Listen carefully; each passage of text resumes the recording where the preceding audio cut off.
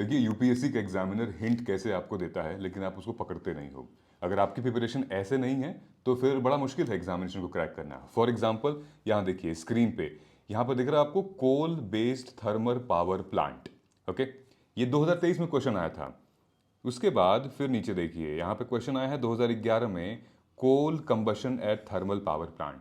फिर 2023 में उसी साल यहाँ पे स्टेटमेंट में आया है coal based thermal power plant. Okay, ये क्या है coal based thermal power plant? देखिए अगर आपको, मैंने ऑलरेडी इसके ऊपर वीडियो ली हुई है और आई थिंक अगर आपने चैनल सब्सक्राइब नहीं किया तभी आपको नहीं पता है। Sure shot topic for UPSC prelims अभी कुछ दिन पहले ही ली है, आप जाके इस चैनल को सब्सक्राइब कर लीजिए और उस वीडियो को देख लीजिएगा। मतलब फुल लेंथ वीडियो है, डिटेल में मैं बता रहा हूँ। Coal based thermal power plant जहां पर मैक्सिमम अमाउंट में कोल को बर्न किया जाता है और फिर उसके गैसेस एमिशन निकलते हैं। सो ये लोग पूछ रहे हैं कि coal based thermal power plant में क्या सी वाटर यूज के आसपास रहते हैं वो, क्या setup in water stress district, या फिर कोई प्राइवेटली कंपनी ओन करती है। तो इसमें से तीनों ऑप्शन गलत है। ठीक है, इंपॉर्टेंट देखिएगा कोल बेस्ड पावर प्लांट के ऊपर। फिर दूसरा क्वेश्चन क्या पूछ रहा है कि कोल बेस से ही कि कोल कंबशन होता है तो कौन कौन से इसमें एमिशंस निकलती हैं। 2023 में उन लोगों ने पूछा consider the following statement regarding the mercury pollution.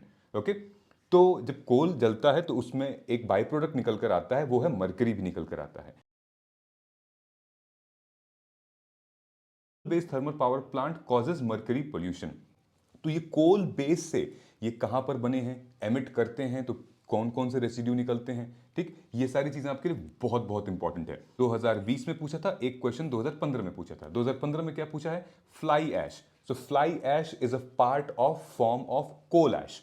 यहां पे देखिए एक बार आपको यहां पूछा कि बताओ मरकरी है कि नहीं। ठीक है, ये 2023 में, लेकिन ऐसा क्वेश्चन इन लोगों ने पहले ही पूछ दिया था 2020 में।